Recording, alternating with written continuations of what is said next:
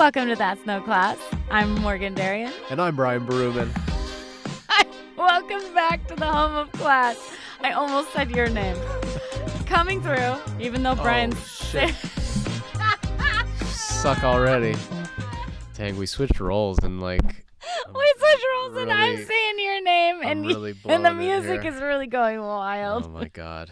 I didn't even know that was on that song. If you let it play long enough. Dang. If you can't tell from the way my voice sounds, I am sick. Yes. So, my poor friend. Morgan is taking over as lead. I hope you guys aren't sick of me by the end of this. We'll see. No, it's great. They're gonna be like, "Don't ever have Brian do it again." You're so crazy. That's what they're gonna say. Happy International Belated Women's Day to you. You're so nice. And all the women listening to the show right now. I celebrate you all. It's wonderful. It's great that you're doing the main hosting today. There you go. It's themed. It's themed. The one and only day that I should host. You just watch. No. It's going to be a popular uprising. All right. To have you back. Well, look at me go. Watch out. I'm going to take your job. Yeah. And let's get to some news. Oh, Now here's the news.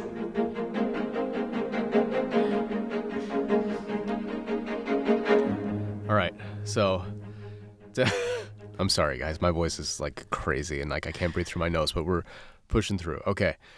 Tell me if this story sounds familiar. Okay. After a long period of drought, California suddenly gets a bunch of storms in a row, dumping incredible amounts of snow onto the Sierra Nevadas. The snowpack is higher than what's been seen in decades, and then a series of warm rains rolls through, melts all the snow, and creates a great flood in California's Central Valley, running basically from Sacramento to San Diego. Yes, it does sound familiar. Yes, listeners of the show going back all the way to episode 2 all the way will back. know what I'm talking about. Sorry, YouTube. It's not on YouTube. It's only podcast. We talked about what seemed at the time like a wild and borderline impossible thing. It did. A great flood in California. And when we talked about it, we were in the middle of this insane heat wave. Right. That was killing us in the studio. It'll never end. Yeah, it'll never end. And wouldn't that be crazy? And I was like, I can't work under these conditions. Yeah, it was bad. So there's a crazy power to this show, I think, because we're looking at almost exactly those conditions that we talked about. I was back thinking then. about that. Were you? Yeah. That's crazy. See, I taught you something here. There you go. Yeah, so tons of snow. I saw the snow myself. I was really excited. I was like, oh man, I want to go hiking some snow. So I went up into the mountains and that snow has not melted. Usually snow doesn't last longer than I want to say a week. Yeah. For most places here. Yeah. But the snow is still very much there.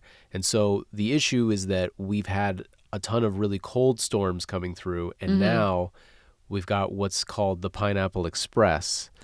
That's what it's called? Yeah. And it's a warm storm system. And it's supposed to dump a bunch of warm water in rain and possibly melt this historic freaking snowpack that we have. Is it enough to create the flood, though? I don't know.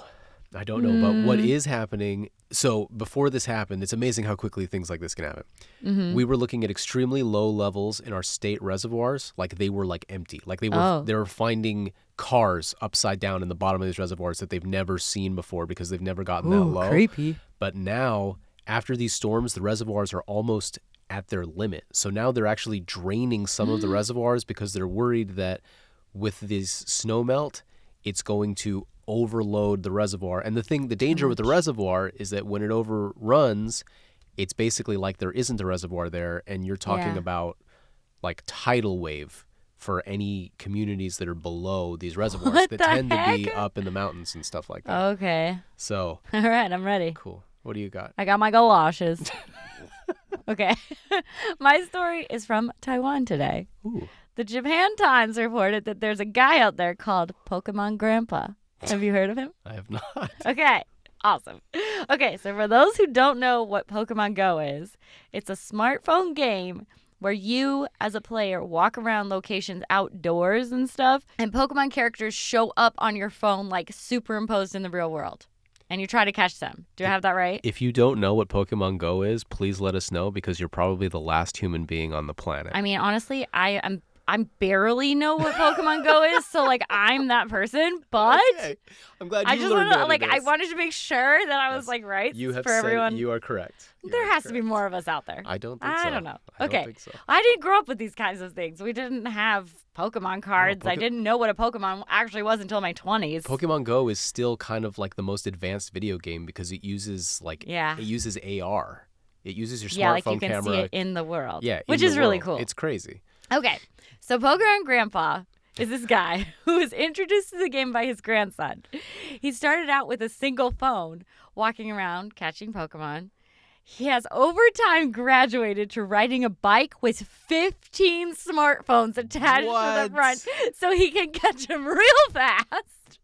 He tells the reporter that his setup costs $4,800 and he spends about $300 a month on virtual currency to play the game. Oh my god. Everyone's astounded. He's like super high up in levels and he can catch like the rarest of creatures because he's playing on multiple phones.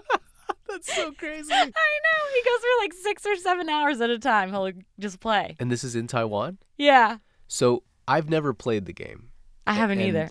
Correct me if I'm wrong here, guys, or explain this to me. Do you just walk around and they appear?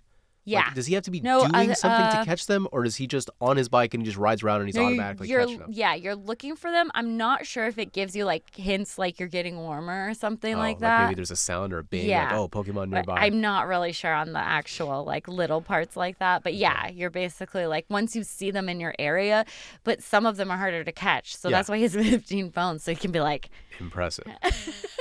The rarest Pokemon. the rarest. I thought that was great. That's really cool. I thought it was really cool. a wild thing. Yeah. You should see his setup. I'll post a picture. Oh, yeah, please. He has like I 15 would like to phones see in front this. of him while he's riding his bike. It's wild. He looks like a Google Maps car with just cameras all over the place. Exactly. I thought it was cool. That's awesome. That's All a really right. cool story. Next, we're checking in on our mental health. We encourage you to do the same. And coming up, a lesson in class. We'll be right back.